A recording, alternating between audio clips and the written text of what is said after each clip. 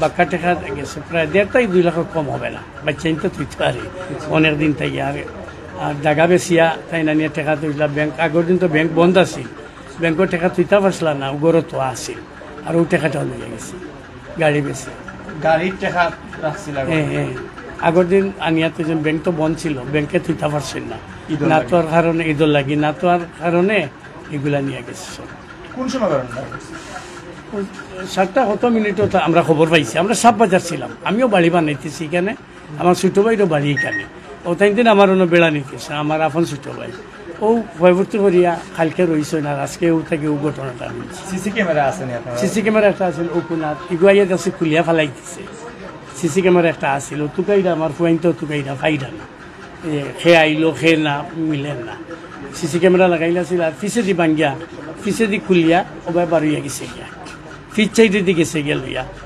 এখানে যা আছে আপনারা জানেন যে আমাদের চুয়াট্টা মাইক্রোবাস শ্রমিক উপকমিটির সাবেক সভাপতি এবং পরিবহন শ্রমিক নেতা একজন এবং গাড়ির ব্যবসায়ীও তো আমরা আজকে সন্ধ্যার সময় হঠাৎ করে জানতে পারি যে ওনার বাসায় হুট করে এখানে ডাকাতির ঘটনা ঘটেছে। এখানে যে কেয়ারটেকার ছিল সে 2টার সময় বাসায় আসে, আসার পর সে তখন দেখেছিল এখানে কোনো সমস্যা হয় নাই, কিন্তু পরবর্তীতে যখন সে বাসা থেকে আবার ফিরে আসে দেখে যে গেট ভিতর থেকে লাগানো। তো এখন আমরা এসে দেখতে পেরেছি, আমরাও বিভিন্ন কর্মস্থলে ছিলাম, খবর পেয়ে টার্মিনাল থেকে এখানে ছুটে এসেছি। আমাদের সভাপতি মহোদয় আসার কথা ছিল, তো উনি আসতে পারেন নাই জরুরি কাজে থাকায়। তো এখানে এসে যেটা দেখতে পারলাম যে আমাদের একজন শ্রমিক নেতা বা সাবেক একজন শ্রমিক নেতা বা গাড়ি ব্যবসায়ী, আপনারা সবাই চিনেন, পরিচিত মুখ সিলেটের, ওনার বাসায় একটি দুর্দর্শী ডাকাতি হয়েছে। আমরা এটা এয়ারপোর্ট থানাকে ইনফরমেশন করেছি, প্লাস আমাদের যারা আছেন শুভাকাঙ্ক্ষী বা ভাই বন্ধু সবাইকে আমরা ইনফরমেশন করেছি, সবাই এসেছেন এখানে। দর্শক সবাইকে স্বাগত জানাচ্ছি, আমি দেশনা পড়ব। আমরা এই মুহূর্তে অবস্থান করছি সুবিধ বাজার নুরানি 106/2 বাসাতে। প্রায় অনুমানিক বিকালের দিকে সিলেটের সুবিধ বাজার বনকলাপাড়ার যে গলিটি আছে, সেই গলির যে 6/2 নম্বর বাসাটি আছে, সেই বাসাতে কিন্তু দুর্দর্শের ডাকাতির ঘটনা ঘটেছে। আপনারা দেখতেই পাচ্ছেন, প্রায় 12 লাখ টাকা, প্রায় 2 ভরি সোনা কিন্তু তার ঘরে।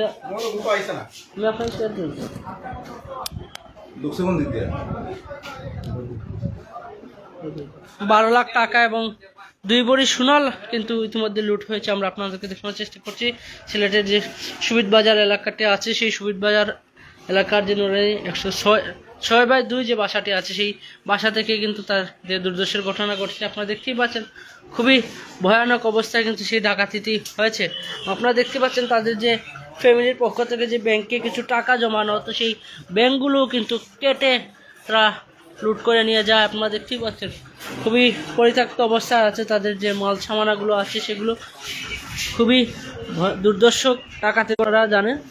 প্রায় উনার ঈদের 2 দিন আগে কিন্তু উনি প্রায় 2টি গাড়ি বিক্রি করে, উনি কিন্তু একজন ব্যবসায়ী। তিনি আবার সিলেট জেলা মাইক্রোবাস শ্রমিক ইউনিয়নের উপর যে চৌহাট্টা শাখার সাবেক সভাপতি ছিলেন, এবং উনি কিন্তু মাইক্রোবাস এবং কার যে পুরনো কারে বিক্রি ব্যবসা করেন। এবং ঈদের সময় আমি এখানে বাসায় একজন লোক রেখা, আমি এয়ারপোর্টে সাহেবের বাজার, এখানে আমার একটা বাড়ি আছে, বাসা আছে, আমি ওইখানে গেছিলাম ফ্যামিলি নিয়ে, বাচ্চা নিয়ে। এখানে যাওয়ার পরে কালকে গেছি আমি দুপুরে, আমার একজন লোক এখানে আছে, তারা এখানে রেখে গেছি। সে একটু বাইরে গেছে বলছে, তো তখন আমার এখন আজকের 7:44 দিকে আমার ফোন দিয়ে বলছে যে ভাই বাসায় আসছি, গ্রিল ভাঙ্গা, গেট ভাঙ্গা, রাস্তা বাসার সব কিছু ডাকাইতে নিয়ে গেছে, পানি টানি ভরাই যাচ্ছে, সব কিছু ডাকাইতে নিয়ে গেছে। তখন আমি ওইখান থেকে গাড়ি স্টার্ট দিচ্ছি, আমার গাড়ি নেই মাত্র আইসা দেখলাম এরকম অবস্থা। এখানে আমি চৌহাট্টা স্ট্যান্ডের সাবেক সভাপতি, আমি পুরাতন গাড়ি মানে কিনা বিক্রি করি, মাঝে মধ্যে কিনি বিক্রি করি। আমার ঈদের পুরা মাস বিক্রি হয় নাই, ঈদের আগের দিন একটা এক্সনোয়া বিক্রি করছি, এর আগের দিন একটা 100 গাড়ি বিক্রি করছি, 12.5 লাখ টাকা ছিল। আপনি এত টাকা গড়ে রাখলেন কেন? ব্যাংক বন্ধ এই টাইমে, তো ব্যাংক তো লম্বা ছুটি ব্যাংকের, এই যে ঘরে আমরা টাকা রাখি না, ব্যাংক বন্ধ। তারপরে আমার জায়গা বিক্রি করছি সাহেবের বাজার, অ্যাডভোকেট স্বরাজ কিনছে চৌকি দিকে, উনি দিয়েছে 7,20,000 টাকা ক্যাশ টাকা, 12.5 লাখ টাকার মতন। স্বর্ণলঙ্কা আলাই তোলা আর রুফার চেইন আমার ছেলে মেয়েদের অনেকগুলো, আর না সব শুধু টাকাই নিছে, শুধু টাকা নিছে। যেখানে পাইছে যে ব্যাংক 2টা ওইদিকে দেখেন না, এই যে স্টিল ভাঙছে, এই রুমটা প্রথম দেখা যায়, যেখানে ঢুকছে এখানে জানার চেষ্টা করে, এই যে ওয়ার্ডরোব ভাঙ্গা প্রশ্ন, এখানে টাকা ব্যাংক, বাচ্চাদের ব্যাংক ছিল, আর গাড়ি যে ইনকামের যে টাকাটা টিপ দিয়ে যে টাকাটা ওইখানে রাখা দিলে আমার ওয়াইফে রাখতো, এগুলো কিছু নাই, সব নিয়ে নিছে, ওই ব্যাংকে থাকতো। তারপরে এখান থেকে এইদিকে গেছে। এখানে আসলে আপনারা ঘটনা কখন জানতে পেরেছেন? আমি জানতে পারছি 7:44 আজকে আজকে। ঘরে কে কে ছিলেন? করে এখানে কেউ ছিল না, তালা বন্ধ ছিল। একজন লোক সে বাইরে গেছে, আমরা বুঝলেই গেছে মনে করেন এই 12:30 দিকে সে বাইরে গেছে। সে আসে আমাকে ফোন দিয়ে বলতেছে ভাই কিছু নাই, সব তুলে নিয়ে গেছে, এটা আমাকে সে তখন সঙ্গে সঙ্গে ওইখান থেকে আমি এখানে আসছি। এই মুহূর্তে ওনারা আসছেন, আইন শৃঙ্খলা রক্ষাকারী লোকজন আসতেছেন, ওনারা দেখতেছেন। ওনারা বাসার নম্বরটা কত? 6/2 নুরানি সুবিধ বাজার।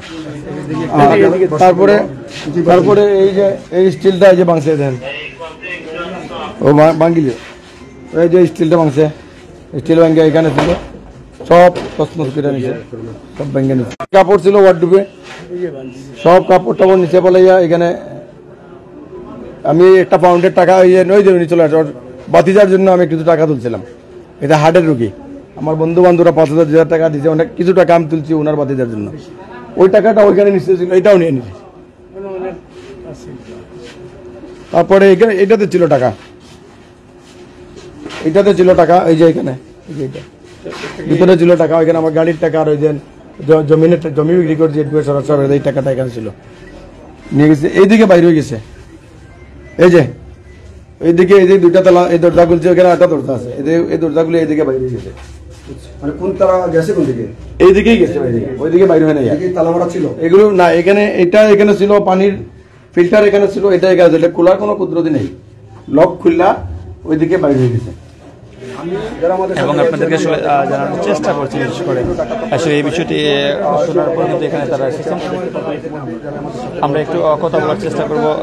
এবং এই যে দেখতে পাচ্ছেন এখানে গ্রিল যেটি রয়েছে সেটি আসলে খুব ইয়েভাবে কেটে নেওয়া হয়েছে। দেখতে পাচ্ছেন এখানে আসলে কেটে দেওয়া হয়েছে। এখানে যে কয়েকটি ছিদ্র রয়েছে, এগুলো আসলে গুরুত্বপূর্ণ যে রডগুলো রয়েছিল সেগুলো আসলে কেটে কিন্তু তারা এদিকে প্রবেশ করেছে, এবং তারপর প্রবেশ করে এগুলোর যে অ্যাঙ্গেলগুলো রয়েছে সেগুলো আমরা দেখতে পাচ্ছি ঠিক সামনে কিন্তু সেগুলো আছে। তারা আসলে এই দিক দিয়ে তারা আসলে প্রবেশ করে, সেটি দিয়ে তারা প্রবেশ করে এবং তারপর কিন্তু আসলে দরজা ভেঙে ফেলে, এবং তারপর গুরুত্বপূর্ণ যেসব জিনিসপত্র রয়েছে সেগুলো নিয়ে কিন্তু তারা আসলে পেছনের যে দরজা ছিল সেটি দিয়ে আসলে তারা চলে যায়। আমি এখন থেকে ওই 20 মিনিট পূর্বে জানতে পেরেছি যে শহীদ বাজারের এই ধরনের একটা বাসায় চুরি সংগঠিত হয়েছে, কিন্তু আসলে এখানে এসে যেটা দেখলাম এটা চুরি বলা যায় না। যেখানে একটা গ্রিল খেটে তারপরে ভিতরে ঢুকে ভিতরে আসবাবপত্র সব কিছু এলোমেলো করে তাদের বাক্যমতো বেশ অ্যামাউন্ট টাকা ছিল, টাকা নিয়ে গেছে। এখন এগুলা আসলে আমরা আইন শৃঙ্খলা কমিটির একটা মিটিং হয়েছিল পুলিশ প্রশাসনের, যে ঈদ পরবর্তী সময়ে শহরের বিভিন্ন মানুষ তার বাসা রেখে গ্রামের বাড়িতে যায় বা অন্যত্র যায়, পুলিশের টহল জোরদার বা মানুষ সচেতন হওয়ার জন্য। তো আমি জানি না এই বাসার মালিক এত টাকা বাসায় রেখে বাসা তালাবদ্ধ রেখেছেন, এটা বুঝতে পারতেছি না আসলে কেনই বা রাখলেন। সাধারণত মানুষ যদি বন্ধের সময় ব্যাংকে টাকা রাখতে পারে, বাসায় রেখে, তাহলে তো বাসায় উনি নিজে থাকবেন। এটা যেহেতু নিজের টাকার এত টাকা রাখছেন, তো সেটা পুলিশ প্রশাসন তদন্ত করে দেখবে। তবে এগুলা অনাকাঙ্ক্ষিত, এবং এটা তো একটা ডাকাতি সংগঠিত হয়েছে। এটা ডাকাতি এই জন্য বলবো যেহেতু গ্রিলটা খেটে ভিতরে ঢুকেছে। এইভাবে যে শহরে ওনাদের কথার মধ্যে বোঝা যাচ্ছে যে সেটা হয়তো আজকেই মাগরিবের পরে হয়েছে। এখানে তারা প্রশাসন দেখতে পারবে সিসিটিভি ক্যামেরা, যেখানে ওনাদের একজন লোক ছিল, সেই লোকটি বাহির হয়েছে সেটা সিসিটিভি ক্যামেরা আছে, কিন্তু ভিতরে ঢুকেছে সেটা নেই। সেজন্য তাকে পুলিশ যদি জিজ্ঞাসাবাদ করে তার কাছ থেকে অনেক তথ্য হয়তো পাওয়ার সম্ভাবনা আছে। এবং এই ধরনের চুরি বা ডাকাতি যেটাই আমরা বলি না কেন এই বাসার, নিশ্চয়ই কেউ না কেউ জানে বাসায় নেই, বাসায় টাকা রাখা আছে, এই জন্যই তো হয়েছে। তো সেখানে তদন্ত করলে বা ওনার যার বাসার ডাকাতি সংঘটিত হয়েছে উনি যদি সঠিকভাবে তথ্য দিতে পারেন তাহলে হয়তো উদ্ঘাটন করা সম্ভব হবে। তবে আমি নগরবাসীকে এইটুকু বলবো যে বাসা কখনো একা যদি ফেলে যান বাসায় টাকা সোনা রেখে যাবেন না, এভাবে রাখতে গেলে এই ধরনের ঘটনা ঘটবেই। প্রতি বছরই আসলে কিছু না কিছু ঈদের সময় এরকম ঘটনা ঘটে, তবে এবারে বেশি দেখতে পাচ্ছি এই বিষয়টা।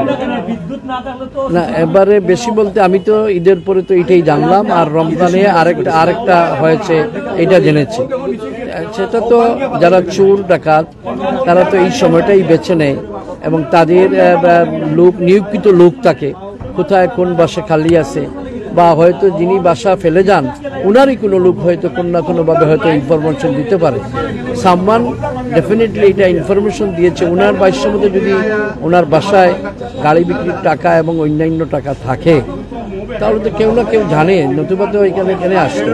এই জন্য নগরবাসীকে বলবো যে বাসায় তো টাকা 5 লাখ 7 লাখ 3 লাখ টাকা রাখার কথা না, ব্যাংকেই রাখার কথা। আর ব্যাংকেই যদি না রাখতে পারেন লম্বা ছুটির জন্য তাহলে নিজে তো বাসায় থাকতে হবে। এইভাবে টাকা রেখে ফেলে গেলে তো প্রশাসন ওই টাকার তো দায়িত্ব বা এইগুলা বাহির করা তো কঠিন কাজ। এই জন্য নগরবাসীকে সাবধান হওয়ার জন্য বলবো দয়া করে বাসায় স্বর্ণালংকার বা টাকা রেখে নিজের আত্মীয় স্বজনের উপরে বাসা ফেলে যাবেন না, নতুবা এই ধরনের ঘটনাই ঘটবে। একটা প্রশ্ন হয়েছিল, আপনি বলছিলেন যে এত টাকা কেন উনি বাসায় রেখেছেন, এমনটাই প্রশ্ন আমরা ওনাকে করেছিলাম, বাড়ির মালিক যিনি রয়েছেন। তিনি বলছিলেন ঠিক ঈদের আগের দিন 2টি প্রাইভেট গাড়িগুলো বিক্রয় করেছেন এবং কিছু জায়গা বিক্রয় করেছেন এবং ব্যাংক বন্ধ থাকার দরুন উনি বাড়িতে টাকা রেখেছিলেন, সেই বিষয়টি কি বলবেন? না এই জন্য তো বলছি যে আমি যখন এত টাকা রাখবো তখন তো আমি বাসা ফেলে যাব না। আমার এইটাই বলছি যে আমি যদি আমার এত টাকা রাখি আমি আমার বাসা থেকে ফেলে কখনো যাব না। কেউ না কেউ আমার ফ্যামিলির থাকবে, আমার যতই অনুযায়ী। সেই জন্য ওনার নেগলিজেন্সি এবং এটা ওনার যে দায়িত্বজ্ঞানহীনতার প্রমাণ রাখে বলে আমি মনে করি। তাই এই জন্য আমি আবারও এই ধরনের বিষয় যাহাতে ভবিষ্যতে নগরীতে না ঘটে নগরবাসী নিজে সাবধান হবেন, বাসায় এইভাবে টাকা রেখে অন্য কারোর উপরে ভরসা করে না যাওয়ার জন্য আমি আহ্বান জানাবো।